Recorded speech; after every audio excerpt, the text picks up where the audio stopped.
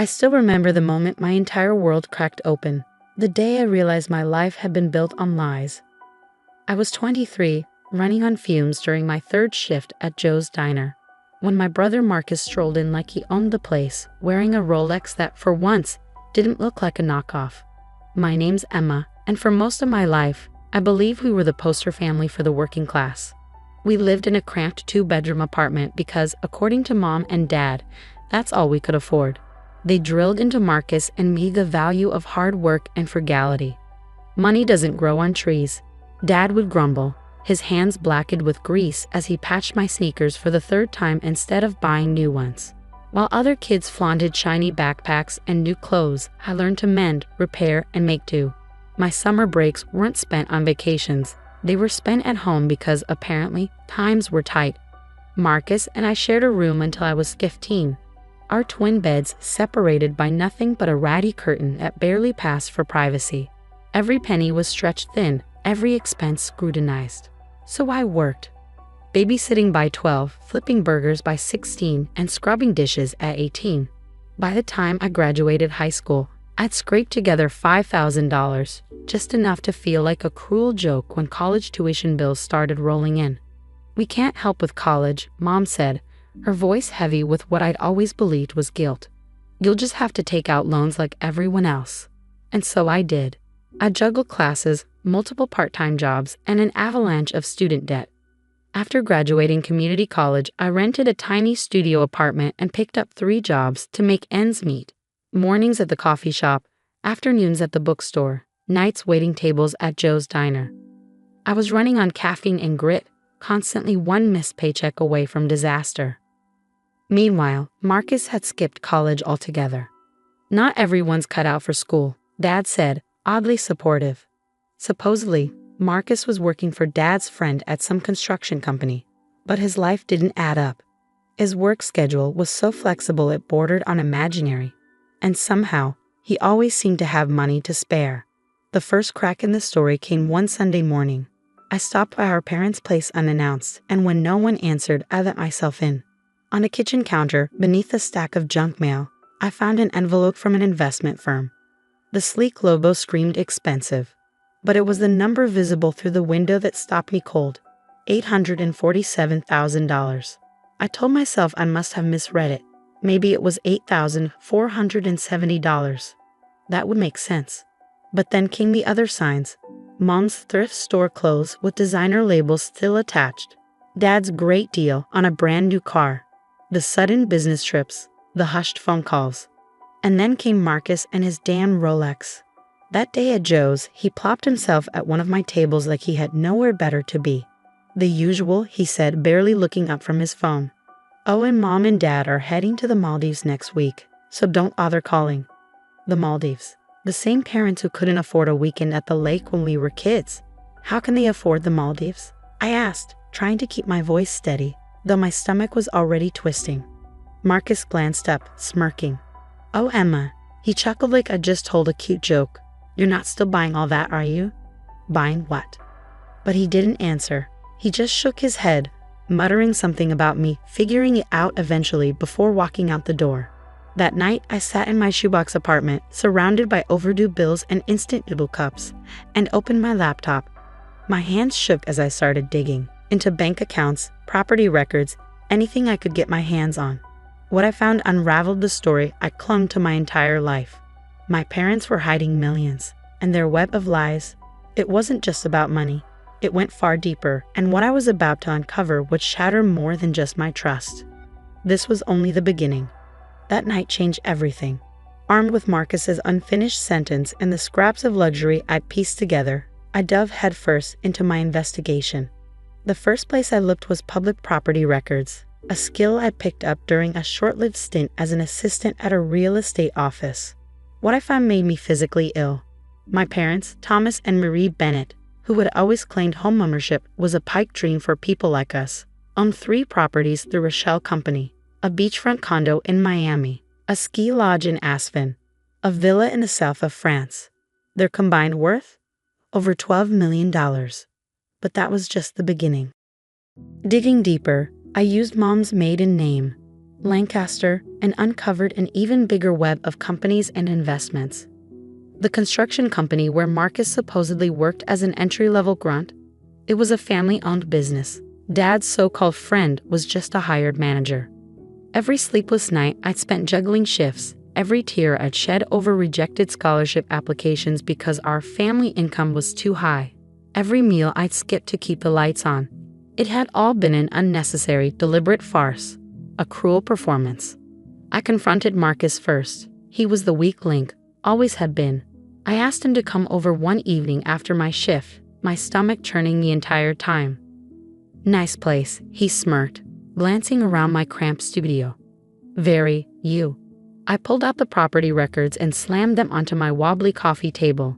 "Care to explain this?" His smug grin faltered, replaced by a flicker of something resembling guilt. Then he sighed, shaking his head as he dropped onto my couch. "Well, damn. Took you long enough." "What the hell is this?" I demanded, my voice shaking with equal parts rage and disbelief. "It's complicated," he began, but when I glared at him, he quickly dropped the pretense. "Fine. It's exactly what it looks like. Dad's been running this twisted game for years. He calls it building character. He put me through the same thing until I was 21. You're just a late bloomer. A test." I choked out. I've been scraping by for years, killing myself trying to survive, and it was all a test. Marcus leaned forward, clasping his hands together like he was trying to look serious. His Rolex gleamed under the dim light of my apartment. "Yeah, it sucks. But hey, once you prove yourself, they let you in. That's what happened with me. You just haven't passed yet." My blood boiled. Past what exactly? Starving? Sacrificing my mental health for ramen noodles and rent? He had the audacity to shrug. "It's not personal, It's just their way. Look, they're actually really proud of you. They talk about it all the time, how hard you work, how independent you are. They think you're stronger for it." I stared at him, my vision blurring. "Get out," I said through clenched teeth. Don't. Get out." After he left, I sat in silence for hours. My laptop sat open on the coffee table, the property records glaring at me like an accusation. Slowly, methodically, I started digging again. That's when I found their private family Instagram account. It was filled with pictures of a life I'd never known existed.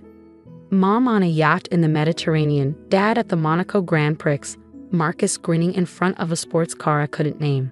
The captions were nauseating. Another unforgettable family vacation in paradise. Celebrating success the Bennett way, perfect family Christmas, almost complete. The last one from Aspen last year, when I told them I couldn't visit because I had to work. Marcus had gotten a car that Christmas. I got in silence. The next day, I called in sick to all 3 of my jobs for the first time in years. If they wanted a test, fine, I'd show them exactly what their little experiment had created. For the next week, I gathered evidence. I scoured public records, tracked down every shell company, every investment, every asset they thought they'd hidden. I compiled screenshots of their Instagram posts, cross-referenced dates, pieced together their timeline of lies. This wasn't just about exposing them anymore. This was about reclaiming every shred of power they'd stolen from me. They thought they'd built character. No, they built something far more dangerous. They had no idea what was coming. The first step in my plan was figuring out exactly what I was up against. I spent hours at the public library combing through property records, corporate filings, and investment structures. For the first time, my business degree, earned through years of blood, sweat, and ramen noodles, finally felt useful, though not in the way I'd ever envisioned. The numbers were staggering. Beyond the properties, there were offshore accounts, investment portfolios, and bearer bonds. When I tallied it all up, their net worth exceeded $50 million. $50 million. All while I'd been scraping by, working 3 jobs for minimum wage. But public records weren't enough. I needed undeniable proof of their lies and their cruelty. I started with the construction company. During my lunch break at the coffee shop, I swapped my barista apron for my best secondhand blazer and headed to their office. Posing as an insurance auditor conducting a routine review, I introduced myself to the manager, the same one who supposedly employed Marcus. "Oh, the Bennetts. They're fantastic owners," he said cheerfully, oblivious to my true intentions. very hands-on with the business. He handed me files without hesitation. Inside were years of financial reports that painted a damning picture. The company wasn't just successful, it was wildly profitable, raking in millions annually. Millions that could have paid for my education, covered my medical bills, or simply kept food in my fridge. Instead, it had been funneled into their hidden empire. Next, I turned my attention to the real estate holdings. The Aspen House, purchased the same month I'd been forced to drop out of university for a semester because I couldn't afford tuition. The Mediterranean yacht, bought while I was pulling double shifts to cover an emergency dental surgery. But the real breakthrough came from someone I never expected, their housekeeper, Maria. I found her through social media and arranged a meeting. She was hesitant at first, her eyes wary as we sat across from each other in a quiet cafe. But when I explained who I was, her demeanor shifted. "You're the daughter?" she asked, her voice soft with disbelief. "The one they never talk about." Her words hit me like a gut punch, but I swallowed the pain and nodded. Over coffee, Maria revealed years of overheard conversations and incriminating details.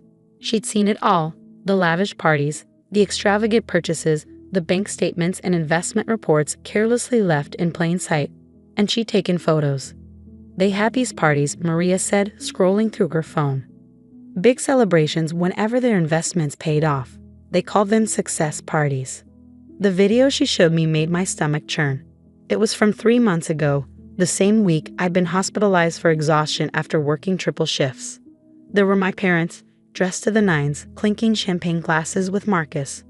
To our perfect little family, Dad toasted in the video, his voice dripping with pride. And to Emma, wherever she is, still building that character. They laughed. All of them laughed. Maria had more. Years of evidence, photos, receipts, videos, all timestamped to align with my struggles. But it was what she said next that stopped me cold. "They talked about you sometimes," she said quietly, "about how the experiment was going. Your mother, she kept a journal." The journal. That was the key, the final piece of the puzzle. But getting it wouldn't be easy. 2 days later, my parents left for the Maldives. Maria, now fully on my side, confirmed the house was empty except for her. This was my chance. Breaking into their home, my childhood home, felt surreal. Maria had left the journal hidden in the guest room dresser, just as we planned. I grabbed it and fled before my resolve could falter. Later that night, I sat in my apartment, the journal trembling in my hands. The pages were filled with my mother's tidy handwriting, chronicling every detail of their twisted experiment. Every struggle they'd imposed on me, every lie they told, every milestone in their carefully orchestrated deception. But it wasn't just about the money. The further I read, the darker the truth became. This wasn't just greed or a misguided attempt at building character. This was something far more sinister, far more personal. And as I closed the journal, one thing became clear. My family's betrayal ran far deeper than I could have ever imagined. I rode the elevator to my parents' penthouse, clutching the key Maria had slipped me. With them basking in the Maldives, the apartment was silent, the kind of silence that amplified the weight of my anger. The stark contrast between their opulent home and my cramped studio felt like a punch to the gut. The penthouse reeked of excess, marble floors, glittering chandeliers, art pieces I recognized from museum catalogs. It wasn't a home, it was a shrine to wealth. Maria's directions to my mother's study were precise. Cream and gold decor, floor-to-ceiling windows that framed a breathtaking view of the city I'd only ever seen from below. On the desk, I found it.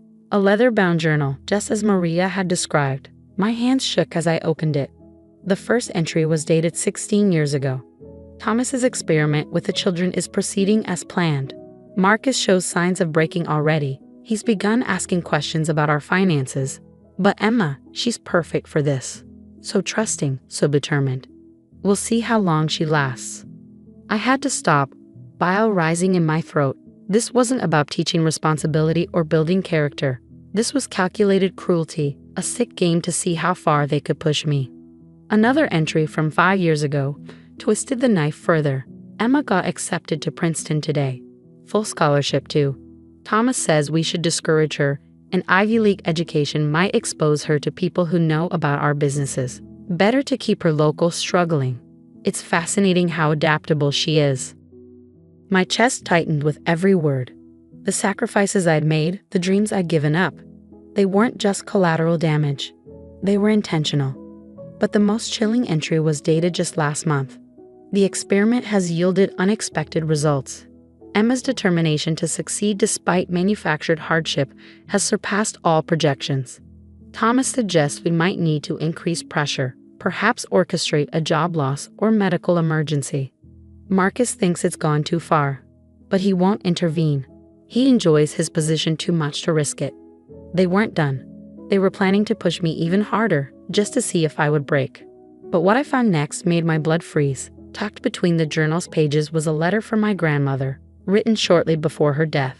The fortune is not yours to use as you please. It belongs to Marcus and Emma, held in trust with strict conditions to ensure they're raised responsibly. Betraying this trust would be a crime, and a betrayal of everything our family stands for. It wasn't even their money. The entire fortune, the lifestyle they paraded while I struggled, was meant for me and Marcus. They'd violated the trust and committed fraud on a scale that could ruin them. I photographed every page of the journal, the letter, and every incriminating line. My hands trembled as I opened my laptop and began composing emails. To the family lawyer named in the letter, to the trust administrators, and to the financial regulators. But I wasn't done. Maria had told me about the basement storage unit. The key she provided let me in, and there I found it, boxes of meticulously organized documents. Among them, one file stood out. Emma's trust. Original documents. Inside were records of every fraudulent transfer, every manipulated statement, every forged signature. They documented their crimes, so confident I'd never uncover them. As I drove home, my phone buzzed. It was Marcus. "Hope you're doing well, sis. We're having an amazing time here. Dad just bought Mom another yacht." I didn't reply. Instead, I smiled, thinking about the emails I'd just sent and the tidal wave about to crash over their idyllic vacation. They wanted to test my character. They were about to meet the woman they created, and she wasn't playing games anymore. The next 3 days were a whirlwind. The trust administrators responded first, launching an immediate investigation. The financial regulators weren't far behind. By the time my parents' plane landed from the Maldives, their empire was already unraveling. I was sitting at Joe's diner when they found out. My phone lit up with calls, first Mom, then Dad, then Marcus. I let everyone vote a voicemail. Instead, I watched through the diner's greasy window as their faces flashed across the evening news. Prominent business couple under investigation for trust fund fraud. The media went into a frenzy. Every detail came to light. The trust fund established by my grandmother. The millions siphoned away. The facade of wealth built on theft and deceit. Reporters dug deep, uncovering how my parents had funneled my inheritance into their lifestyle of yachts and mansions, while leaving me to scrape by in manufactured poverty. "Miss Bennett?" A voice broke my thoughts. I looked up to see a distinguished older man in a tailored suit. "James Harrison. I was your grandmother's attorney. We need to talk." Over coffee, he laid it all out. The trust was worth $75 million, split evenly between Marcus and me. My parents had been appointed as trustees under strict conditions, equal opportunity, equal resources, and equal care for both children. Instead, they drained my half, built their empire, and subjected me to years of psychological manipulation under the guise of building character. The fallout was swift. Their accounts were frozen, properties seized, and their polished image shattered. The journal and other documents provided undeniable proof of their crimes. Then came Marcus's panicked text. "What have you done? They're investigating me too." He had every reason to be afraid. His complicity, turning a blind eye and benefiting from the stolen funds, made him culpable. Within weeks, the designer suits and flashy watches were traded for an orange jumpsuit. My parents tried everything to salvage the situation, tearful apologies, promises to make it right, even claiming their actions were motivated by love. But no amount of pleading could erase the mountain of evidence. The journal alone was damning enough to guarantee lengthy prison sentences. Justice, when it came, was merciless. My parents and Marcus were convicted of fraud and embezzlement. The stolen assets were returned to the trust, and the court appointed independent trustees to oversee it. My portion was fully restored. Despite the financial windfall, I kept working at Joe's diner for a while. Not because I needed to, but because I wanted to. Those years of hard work had taught me more about perseverance and dignity than my parents' experiment ever could. Today, I run a foundation that helps students from low-income families afford college. The irony isn't lost on me. My parents' cruelty inadvertently inspired me to help others avoid the struggles they forced upon me. Sometimes, I receive letters from them in prison. Mom's last one still echoes in my mind. "We only wanted to make you stronger." They did make me stronger, just not in the way they intended. They taught me resilience, determination, and the importance of justice. Most importantly, they taught me that true character is revealed not through cruelty but in how you rise above it. Marcus will be out of prison next year. Mom and Dad have a decade left to serve. The Mediterranean yacht is gone, the Aspen house auctioned off, and the offshore accounts emptied. Their perfect family fantasy is nothing more than a distant memory destroyed by their own greed. As for me, I finally took that vacation they never let me have. Standing barefoot on a beach in the Maldives, watching the sun sink into the horizon, I felt a peace I'd never known before. Because sometimes the best revenge isn't just exposing the truth, it's thriving in spite of it.